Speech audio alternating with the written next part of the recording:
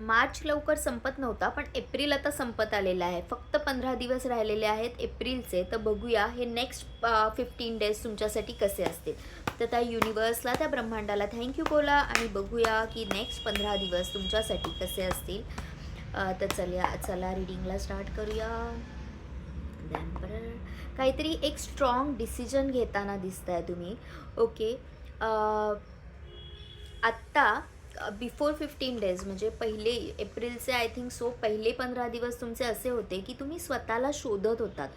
काहीतरी अचीव करायचं आहे, काहीतरी शोधायचं आहे, एकटं वाटतं आहे, something is missing in my life, सगळ्यांचं कसं छान चाललं आहे, मग मला का आतून फील होत नाही आहे काही गोष्टी, किंवा माझ्या आजूबाजूलाही सगळं व्यवस्थित चाललं आहे, सगळे छान प्रेम करतायत, एन्जॉय करते आहे मी माझं लाईफ, सगळं छान आहे, पण तरीही मी एन्जॉय का नाही करत आहे, म्हणजे आतून मला ते फिलिंग का नाही येते, हे शोधण्याचा तुमचा कुठेतरी प्रवास सुरू झालेला आणि तो ह्या नेक्स्ट 15 डेजमध्ये आता तो कुठेतरी येऊन थांबणार आहे.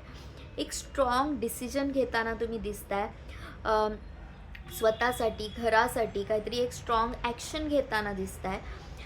जी मुलगी किंवा जो मुलगा फार असा होता की पटकन आपल्या मनातलं सांगायचं, पटकन आपल्या मनातलं बोलायचं, ते खूप जास्त स्ट्रॉंग आणि माझं माझ्यापुरतं अशा प्रकारची एक एनर्जीज तुमच्या दिसत आहेत की पटकन कोणाच्या हाती तुम्ही आता लागणार नाही आहात. ओके.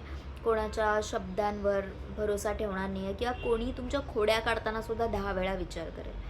तर नेक्स्ट 15 डेज खूप छान असणार आहेत. ओके. खूप काही तुम्हाला गवसणार आहे स्वतःबद्दलच. ओके. क्वीन ऑफ कप्सचं कार्ड या इथे बॉटम ऑफ द डेकमध्ये आहे. कधी कधी काय होतं ना, आपण लोकांना खूप जास्त प्रायोरिटी देतो, एवढं की स्वतःपेक्षाही जास्त, आणि मग तेव्हा कुठेतरी जाऊन आपण एक्झॉस्ट होतो, कारण मग आपल्या एक्सपेक्टेशन्स हाय होतात. लोक तुम्हाला हे बोलतात, तर मी तर तुला सांगितलं नव्हतं, मी तर तुला काही विचारलं नव्हतं, तू करत होतीस, स्वइच्छेने करत होतीस किंवा करत होतास, मी तुला नव्हतं सांगितलं की हे माझ्यासाठी कर.